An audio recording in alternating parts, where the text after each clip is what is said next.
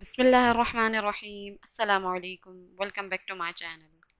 आज हम सीखेंगे शूज़ वोकेबलरी। जैसे कि हम जानते हैं कि जूतों को हम इंग्लिश में शूज़ कहते हैं। क्या आप ये जानते हैं कि इन आम चप्पलों को हम इंग्लिश में क्या कहते हैं? इसे हम कहते हैं फ्लिप फ्लॉप्स। बिना अंगूठे वाली चप्पलों को हम इंग्लिश में स्लीपर्स कहते हैं। हील्स वाले जूतों को हम इंग्लिश में हाई हील्स कहते हैं। बिना हील्स वाले जूतों को हम इंग्लिश में फ्लैट्स कहते हैं।